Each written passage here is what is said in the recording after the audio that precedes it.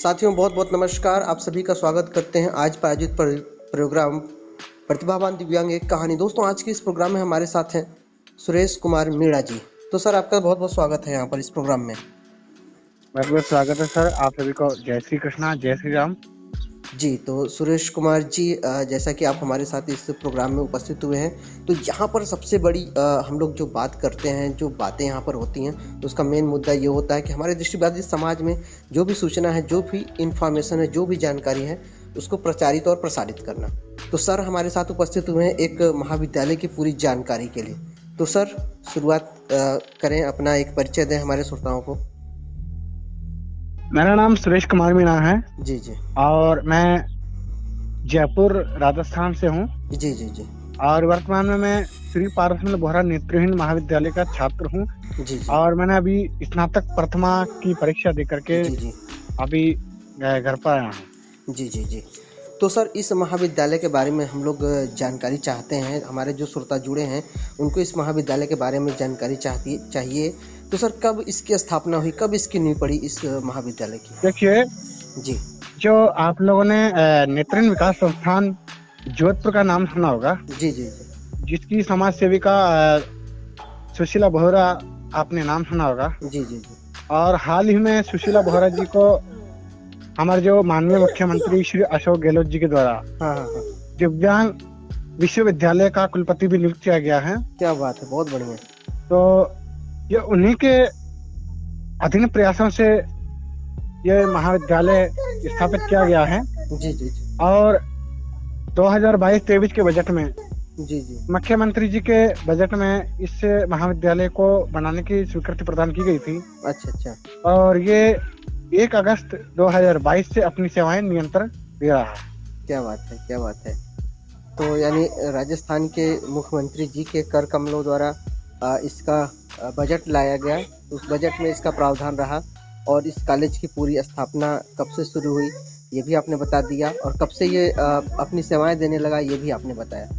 हाँ जी, तो सुरेश जी, सबसे पहली बात, जैसा कि जो मैडम का आपने नाम लिया जिन्होंने इस विद्यालय को बनाया, तो उनके बारे में अगर थोड़ा बहुत जानकारी आपसे जानना चाहें मैम के बारे में, क्योंकि हमें थोड़ा जानकारी नहीं है, क्योंकि मैं तो वाराणसी से हूँ, तो थोड़ा मुझे जानकारी कम है, और हमारे श्रोताओं को भी पूरी जानकारी नहीं होगी। तो थोड़ा सा बताएं उनके बारे में। हाँ, देखिए, मेरे को आए सिर्फ 1 वर्ष हुआ है। मैंने जयपुर से पढ़ाई की है 12th तक। जी जी तो जितना मैंने उनके बारे में सुना है, जी जी तो वो राजस्थान के अंदर 5 विद्यालय अभी चला रही हैं। क्या बात है। जिसमें एक तो पाली में है और 3 से 4 विद्यालय आपके जोधपुर में है। अच्छा अच्छा, जिसमें महाविद्यालय भी आ जाता है। हम्म। तो सुशीला मैडम एक समाज सेविका रही हैं। उनके बारे में तो मुझे ज्यादा नहीं पता, क्योंकि मैं भी 1 वर्ष मुझे आया हुआ है। अच्छा अच्छा अच्छा, और ये काफी कम आती हैं, क्योंकि काफी कम इनसे मिलना होता है। जी जी जी, इनके भी 5-5 विद्यालय चलाती हैं ये। हाँ हाँ, और सही बात है। ये लगभग 83 साल की इनकी उम्र हो चुकी है और अभी भी अपनी सेवा दे रही हैं। क्या बात है, क्या बात है। तो इन लेडी को तो पहले हमारी पूरी टीम की तरफ से, हमारे पूरे दृष्टिबाधित समाज की तरफ से सल्यूट है। तो क्या ये मैम दृष्टिबाधित हैं? हाँ, नहीं सर, इनको दिखता है। अच्छा अच्छा, ये दृष्टिवान है। और ये ना कि ब्लाइंड को पढ़ाई करवाते, बल्कि मूक बधिर, जो कम सुनते हैं, कम बोलते हैं। और इसके अलावा वो बच्चे भी जो मानसिक रूप से ग्रस्त होते हैं, जो अच्छा मेंटली अच्छा होते हैं, अच्छा, उनको भी यहाँ पर अध्ययन करवाया जाता है। मेंटली टायर्ड जो लोग होते हैं उन्हें हाँ भी अध्ययन कराया जाता है।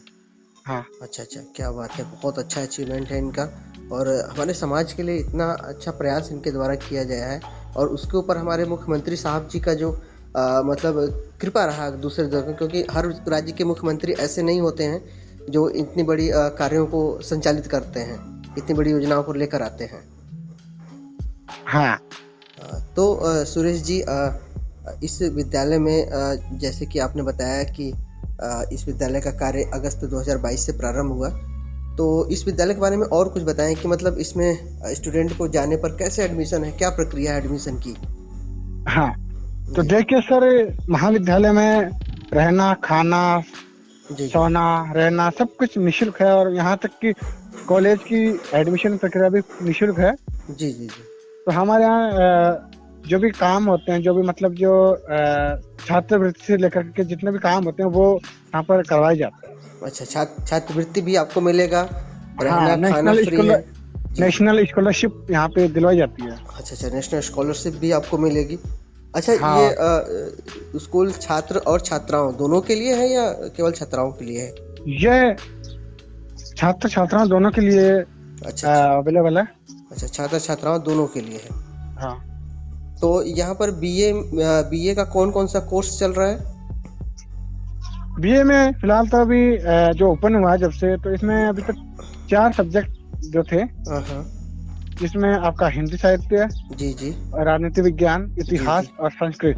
अच्छा अच्छा अच्छा, ये 4 क्योंकि विषय चल अब रहे हैं। जैसे जैसे छात्र छात्र आएंगे तो हम्म। उसी हिसाब से विषयों की बढ़ोतरी होगी। और अभी जो हम्म। अनिवार्य विषयों में जिसमें था, एक तो हिंदी और पर्यावरण, दो विषय हम्म। रखे गए थे हमारे। अच्छा अच्छा अच्छा। अच्छा अच्छा। तो सुरेश जी ये बताएं, अगर कोई इस महाविद्यालय अगर जाना चाहे तो किस माध्यम से जा सकता है? मतलब बस से जाने का क्या साधन है?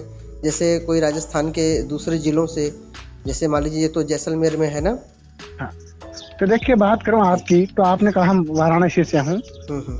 तो वाराणसी से जोधपुर के लिए एक ट्रेन आती है, हम्म। जो कि आपके वाराणसी से रोज चलती है शाम को 4:50 से। जी जी जी। और वो जोधपुर छोड़ती है सुबह दूसरे दिन शाम को 5:55 पे। इनका समय सारणी है। हम्म।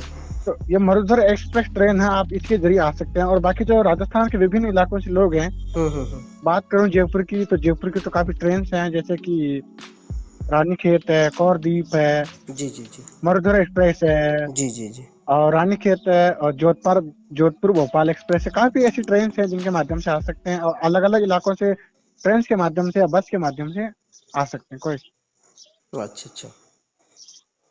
चूंकि ये प्रसिद्ध स्थान पर है तो आना जाना इतना कठिन नहीं है, हर नहीं। कोई भी इजीली आ सकता है, यहाँ पर जा और सकता वहां है। से आप स्टेशन या स्टैंड पे आने के बाद आप हाँ हाँ। ऑटो वाले को बोल सकते हैं कि हमें कमला नेहरू नगर जाना है। वो आप अपने आप समझ जाएंगे कि आप कहाँ जाना चाहते हैं, और ठेठ आपको गेट के समीप ले जाकर के उतारेंगे। वाह वाह वाह, क्या बात है! क्योंकि हाँ, बहुत सारे ऐसे संस्थान होते हैं कि जहाँ पे जाना थोड़ा सा, एक तो दृष्टिबाधित साथियों को बहुत मुश्किल होता है। तो अगर चूंकि संस्थान अगर ऑन रोड रहे, जहाँ पर जाना आसान हो, तो जाने पर बहुत ही सुविधा हो जाती है। हाँ, और वहां से छात्रावास से 5 किलोमीटर की दूरी पर ये कॉलेज है। जी जी जी। तो वहां से 10 बजे से 3 बजे तक ये कॉलेज चलता है, अच्छा अच्छा। जिसमें बस के द्वारा लेकर के जाता है, और बस ही के द्वारा लेकर के आया जाता है वापस। अच्छा अच्छा, मतलब छात्रावास से विद्यालय की दूरी 5 किलोमीटर की है? हाँ, 5 किलोमीटर तकरीबन।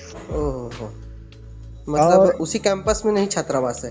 हाँ, महाविद्यालय एकदम खुले वातावरण में है। अच्छा जो अच्छा वहाँ की अच्छा। कक्षाएं हैं, एकदम आपको अपनी ओर आकर्षित करती हैं। वहाँ की हवा जो लगती है ना जोधपुर की, जी, क्या बात है, क्या क्लास में, बात है! मतलब कक्षाओं में पंख की जरूरत नहीं पड़ती, इतनी मस्त वाह हवा वाह लगती वाह! है हाँ हाँ एकदम। हाँ। जो ओपन, हमारे मतलब जैसे कि कहा गया है कि राजस्थान वीरों सपूतों की धरती है, और वीर सपूत हमेशा ऐसे खुले वातावरण में ही पनपते हैं। तो वाह, क्या बात है! वहाँ राव जोधा का शासन रहा है। हाँ हाँ हाँ। और इसके अलावा जो जो जिसको कॉलेज ने बनाया है ना, हम्म। वो हमारे सचिव हैं, यानी कि हमारे जो संस्थान के सेक्रेटरी हैं, श्री राजेश बोहरा। अच्छा अच्छा, श्री राजेश वो बोरा जी। इंजीनियर हैं, तो उन्हीं ने इस कॉलेज को इतनी नक्काशी करके बनाया, जिसको आप वाह वाह, देखेंगे तो वास्तव में आपको बहुत अच्छा लगेगा। क्या बात है, क्या बात है! बहुत बढ़िया। तो इस कॉलेज के बारे में आपने हमारे साथ जुड़कर इतनी अच्छी जानकारी दी। सुरेश जी, तो सुरेश जी थोड़ा सा, अब तो कॉलेज के बारे में आपने करीब करीब पूरी ही जानकारी दे दी, कैसे एडमिशन प्रक्रिया है, कब जाना है, कब नहीं जाना है। हाँ, एडमिशन कब से शुरू हो रहे हैं अभी नए सत्र से? अभी फिलहाल एडमिशन जो है जुलाई से शुरू होगी।